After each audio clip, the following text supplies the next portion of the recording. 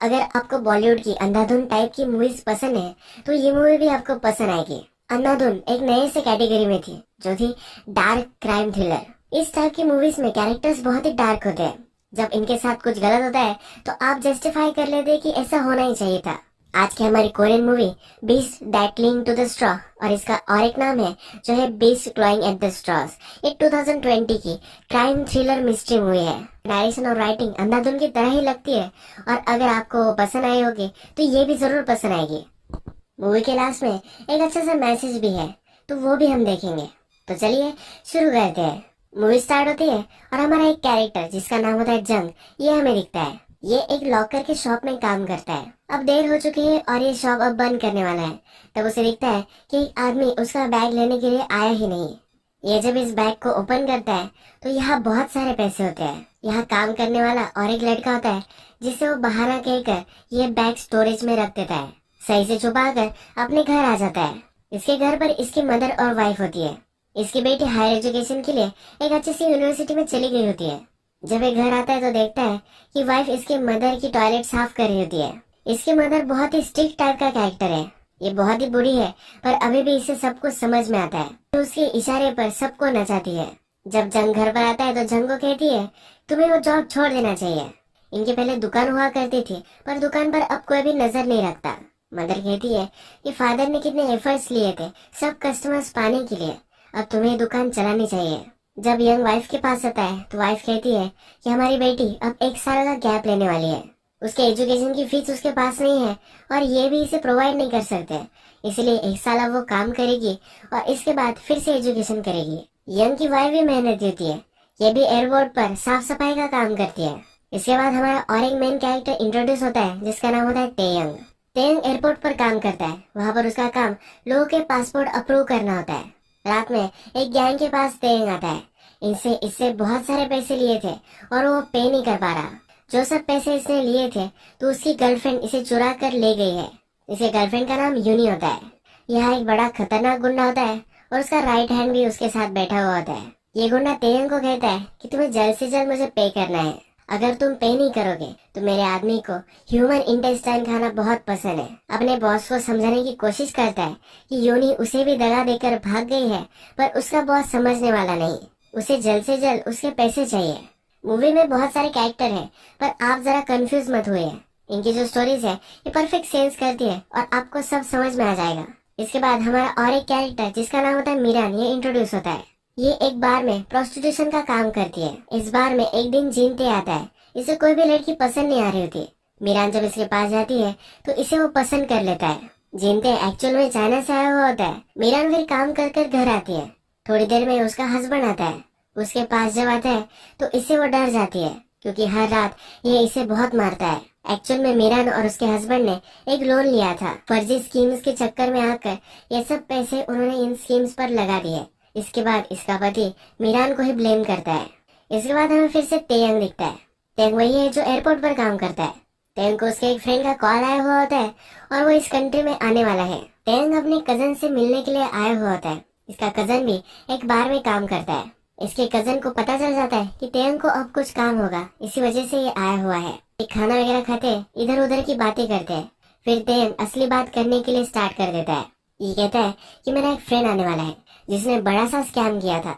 वो अपने साथ सब पैसे ला रहा है, तो मुझ पर बहुत ट्रस्ट करता है, इसी वजह से उसको शक भी नहीं आएगा। तेयंग को ये सब पैसे उसके फ्रेंड से ऐंठने होते हैं। अपने कजन को सब प्लान वो बताता है। कजन कहता है कि प्लीज मुझे इसमें मत घसीटो। वो कोई भी इलीगल चीज नहीं करना चाहता, पर पहले इन्होंने बहुत सारी चीजें की है तो इस बार भी तेयंग इसे मना ही लेता है। नेक्स्ट सीन में जंग अपने जॉब पर 3 मिनट के लिए लेट हो जाता है। इसका बॉस बहुत ही घटिया है और इसे बहुत डांटता है। जंग अपने साथ काम करने वाले एक आदमी को कहता है कि क्या कोई आया था बैग को लेने के लिए। ये कहता है कि कोई भी नहीं आया। अब जंग को जरा अच्छा लगने लग जाता है।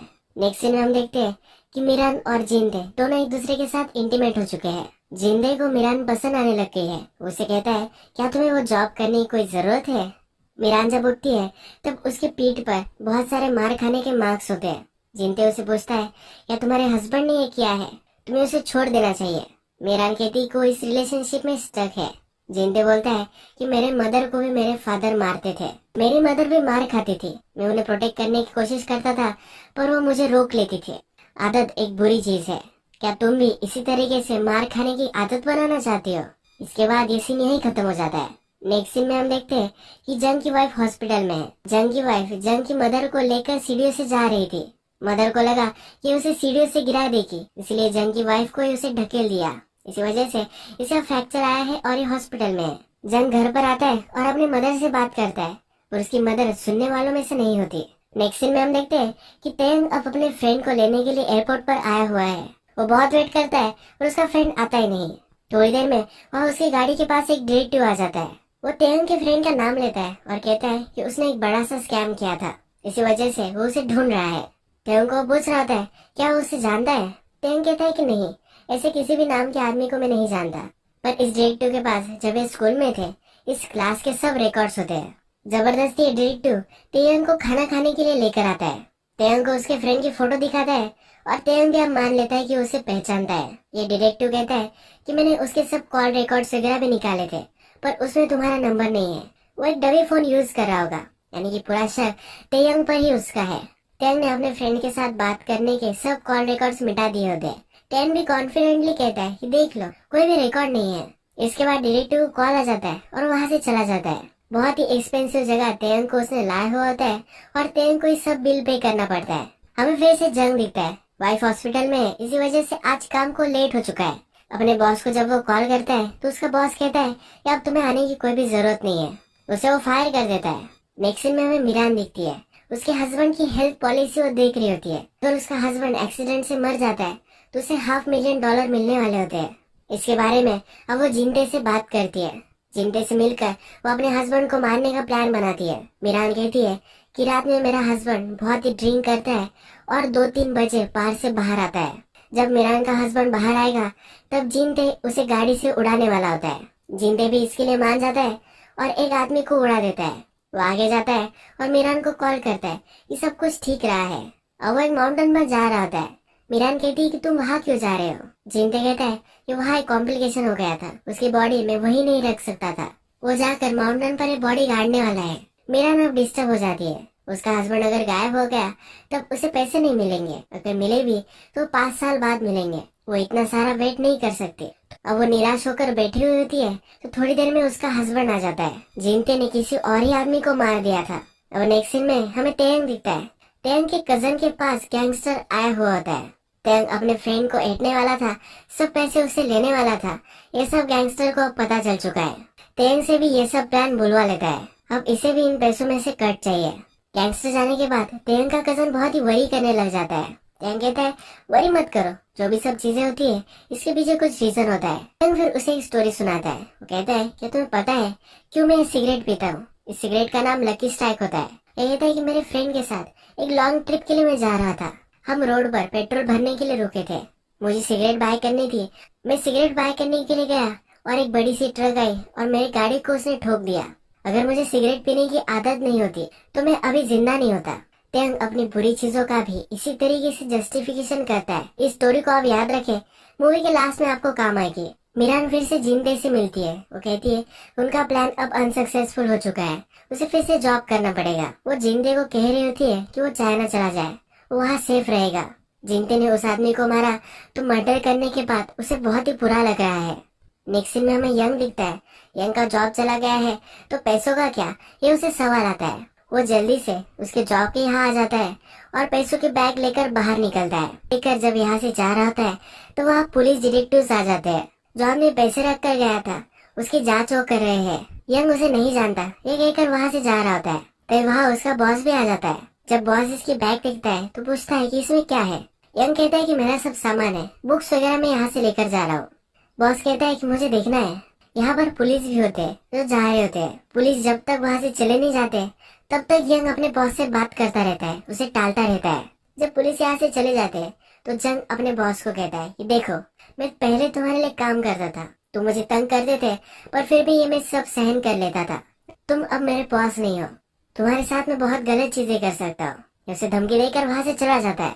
बॉस भी इससे डर जाता है। इसके बाद नेक्स्ट सीन में हमें बाहर में एक आदमी तमाशा खड़ा करता हुआ दिखता है। मीरान भी वहाँ होती है। या फिर इस बार की ओनर आती है, ये यूनी ही है। तेन की गर्लफ्रेंड जो उसके सब पैसे लेकर भाग गई थी, ये वही है। ये आदमी यूनी से डिसरिस्पेक्टफुल होता है तो उसे स्लैप कर कर वहां से चली जाती है। मिरान को भी अपने पास वो बिठाती है। मिरान की इंजरीज देखकर समझ आती है कि उसका हस्बैंड उसे मारता होगा। मिरान को कहती है, अगर तुम्हें कोई भी तरीके का प्रॉब्लम आया तो मैं तुम्हारे लिए हूँ, तुम ज्यादा वरी मत करना। अब हम देखते हैं कि जिंटे को मिरान का कॉल आता है। आदमी को मारने के बाद जिंटे बहुत ही डिस्टर्ब हो चुका है, इसे आवाज से सुनाई दे रही है। मिरान अब इससे मिलने के लिए जाती है। ये बहुत ही डिस्टर्ब होकर कह रहा होता है कि अब मैं पुलिस के पास जाने वाला हूँ, सब कुछ उन्हें बता दूंगा। वो मिरान का नाम नहीं लेने वाला होता, पर फिर भी मिरान को एक खतरा होता है।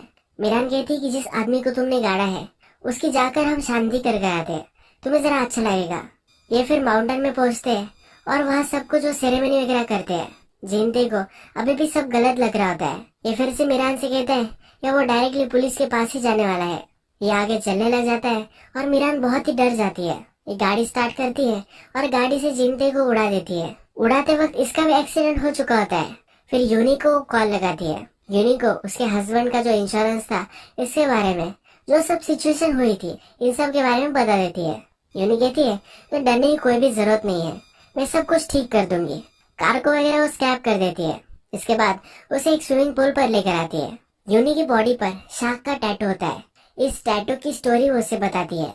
यूनी कहती है शार्क को बहुत सारे बच्चे होते हैं, पर जब वे पेट में ही होते हैं तो एक दूसरे को खा जाते हैं। जो सबसे स्ट्रांग होता है ये बाहर निकलता है। ये इसी प्रिंसिपल से चलती है। मिरान को बता रही होती है कि उसके हस्बैंड को उसे मार देना चाहिए। इसके लिए यूनी उसे हेल्प करने वाली है। उसे एक पॉइजन देती है जिससे मिरान का पति स्लोली स्लोली मर जाएगा। ये उसे सब कुछ बताती है कि पुलिस के पास उसे किस तरह के नाटक वगैरह करने हैं। मिरान सचमुच में उसके पति को मार डालती है और सब नाटक वगैरह करती है। अब इसको इंश्योरेंस के सब पैसे मिल जाते हैं। इसके बाद यूनी के पास उसे थैंक यू कहने के लिए आती है। उसे आधे पैसे भी वो दे रही होती है, पर यूनी कहती है कि मैं पैसों के लिए मैंने ये सब नहीं किया। वो मिरान को एक नई कंट्री में जाकर नई लाइफ स्टार्ट करने में हेल्प करने वाली होती है। यूनी मिरान को कहती है कि अब नई लाइफ तुम स्टार्ट करो। जिस आदमी को जिंते ने मारा था वो एक रेपिस्ट था, उसके साथ ये होना ही चाहिए था। जब वे दोनों सेलिब्रेट करते हैं तो मिरान के शैंपेन में उसने बेहोशी की दवा मिला दी होती है। रात में मिरान जब उठती है तब ये टेबल पर होती है और यूनी अब इसे मार देने वाली होती है। यूनी मिरान के टुकड़े टुकड़े कर नदी में फेंक देती है। सब पैसे अब वो ले लेती है। यूनी अमीर होती है, पर फिर भी इसे स्कैम करना अच्छा लगता है। वो अब सब कुछ सेल कर सब पैसे लेकर एक नई कंट्री में जाना चाहती है। तेंग जब घर पर आता है तो वहाँ यूनी ऑलरेडी आई हुई होती है। तेंग उस पर बहुत ही नाराज होता है क्योंकि उसे कुछ भी ना बताते हुए वो चली गई थी। इसके बाद ये दोनों इंटीमेट हो जाते हैं और यूनी कहती है कि मुझे एक पासपोर्ट चाहिए। तेंग एयरपोर्ट पर ही काम करता है तो अप्रूव कर सकता है। इसी वजह से वो तेंग के पास आई हुई होती है। तेंग फिर से इस पर चिढ़ जाता है। वो कहता है तुम्हारा काम है इसीलिए तुम आई हो, तुम मेरे लिए नहीं आई। यूनी से समझाती है कि ऐसा कुछ भी नहीं है, वो ससुर में उससे प्यार करती है। यहाँ डोर पर नॉक आती है और डिटेक्टिव वहाँ होता है। टेंग इसे देखकर डर जाता है। डिटेक्टिव जबरदस्ती अंदर आ जाता है। ये जब यूनी को देखता है तब इस पर लाइन मारने लग जाता है। ये सब अब डिनर कर रहे होते हैं। ये डिटेक्टिव अब टेंग को कहता है कि तुम्हारा फ्रेंड पकड़ा जा चुका है। आज रिवर में मुझे एक बॉडी मिली थी तो मुझे लगा कि तुम्हारे फ्रेंड की ही होगी, पर एक लड़की की थी। ये लड़की मिरान की होती है। जिस तरह से यूनी ने उसकी बॉडी पर शार्क का टैटू बनवाया हुआ था उसी तरह से मिरान ने भी बनवा लिया था। ये टैटू उस बॉडी पर था। ये डिटेक्टिव तेयंग को कहता है। तेयंग को पता चल जाता है कि मिरान को यूनी ने ही मारा है। डिनर करते वक्त इनकी बियर खत्म हो जाती है। तेयंग कहता है कि जल्दी से जाकर मैं लेकर आता हूँ। स्टोर में जाकर वो अपने कजन को कॉल करता है। वो कहता है कि यूनी वापस आ चुकी है, वो अलग कंट्री में जा रही है तो इसके पास बहुत सारे पैसे होंगे। यूनी से पैसे लेने के लिए वो अपने कजन से हेल्प मांग रहा होता है। ये कजन भी हेल्प करने के लिए रेडी हो जाता है। जब तेयंग घर पर वापस आता है तब हमें दिखता है डिटेक्टिव को यूनी ने मार डाला है। डिटेक्टिव यूनी पर लाइन मार रहा था तो एक सेकंड में उसने उसे मार डाला। मूवी में आगे हमें पता चलता है कि जो डिटेक्टिव था ये डिटेक्टिव था ही नहीं, एक गुंडा था जो ढूंढ कर रहा था कि वो डिटेक्टिव है। ये भी पैसों के पीछे ही था। यूनी तेयंग को उसे हेल्प करने के लिए कहती है। बॉडी का सब कुछ ठिकाना वगैरह वो लगाते हैं। जब यूनी साफ सफाई करती है तब तेयंग एक पैन लेता है और यूनी के सर पर मारकर उसे बेहोश कर देता है। नीचे पार्किंग में जाता है और इसके गाड़ी में सब पैसे उसे मिल जाते हैं। जब यूनी उठती है तब तेयंग ने जिस गैंगस्टर से पैसे लिए थे वो गैंगस्टर यहाँ आ चुका है। तेयंग वहाँ से भाग गया है और यूनी को उसने फ्रेम कर दिया है। यूनी तेयंग को कॉल लगाती है पर तेयंग कहता है कि तुम्हारे साथ मैंने इतना सब वक्त गुजारा, पर फिर भी तुमने मुझे धोखा दिया था, इसका तुम इसे पे बैक समझ लो। ये पैसे लेकर फिर तेयंग लॉकर रूम में आ जाता है। यही वो पैसे हैं जो जंग को मिले हैं। तेयंग ये पैसे यहाँ रख कर थोड़े टाइम में वहाँ से जाने वाला होता है, तभी इससे सिगरेट खत्म हो जाते हैं। सिगरेट लेने के लिए जब वो बाहर आता है तो गैंगस्टर उसे स्पॉट कर लेता है। ये गैंगस्टर तेयंग के पीछे पीछे भागता है। तेयंग रोड पर आ जाता है और एक गाड़ी के नीचे आकर वो मर जाता है। जैसा मूवी में हमने देखा है कि तेयंग बिलीव करता था कि सिगरेट की वजह से उसे लाइफ मिली है, पर उसे सिगरेट नहीं इसकी लाइफ ले ली। ये मूवी सुपरस्टिशंस पर एक अच्छा सा कमेंट करती है। नेक्स्ट सीन में हमें जंग दिखाया गया है और अपनी वाइफ से वो बात कर रहा है। अपनी वाइफ को कहता है कि अब तुम्हें काम करने की कोई भी जरूरत नहीं है। इसकी वाइफ उस पर बिलीव नहीं करती और काम पर चली जाती है। जंग को फिर उसके बॉस का कॉल आता है। उसका बॉस उसे कहता है तुम्हारी सैलरी लिए बिना ही तुम चले गए। बहुत सारे लोग सैलरी के लिए बाद में परेशान करते हैं, इसी वजह से उसका बॉस उसे बुला लेता है। जंग उसके बॉस के पास पहुंचता है तब हमें दिखता है कि वहाँ गैंगस्टर और यूनी है।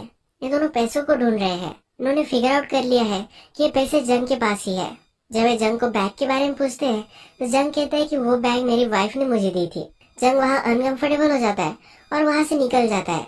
घर आने के बाद सब पैसे वो चेक करने लग जाता है। तभी गैंगस्टर और यूनी वहाँ पहुँच जाते हैं। यूनी और गैंगस्टर ऐसा ढोंग कर रहे होते हैं कि पुलिस डिटेक्टिव्स है। सब पैसे वो ले लेते हैं। आवाजें आ रही होती है तब जंग की मदर वहाँ आती है। जंग उन्हें इंट्रोड्यूस कराता है पर मदर कहती है ये डिटेक्टिव्स थोड़ी ना है, इनके हाथ पर टैटूज लग रहा है, इस तरह के टैटूज अलाउड नहीं है। यूनी मदर को मारने लग जाती है और बेहोश कर देती है। ये गैंगस्टर भी जंग को बेहोश कर देता है। गैंगस्टर का जब ध्यान नहीं होता तो यूनी गैंगस्टर को ही मार देती है। इसके बाद पैसे लेकर वहाँ से भाग जाती है। पूरे घर को उसने आग लगा दी होती है। गैंगस्टर का राइट हैंड जब ये सब देखता है तो उसे बहुत गुस्सा आता है। यूनी एयरपोर्ट पर आती है और ये सब पैसे वो लॉकर में रख देती है। ये गैंगस्टर का राइट हैंड यूनी को स्पॉट कर लेता है। ये जाता है और बेरहमी से इसका मर्डर कर देता है।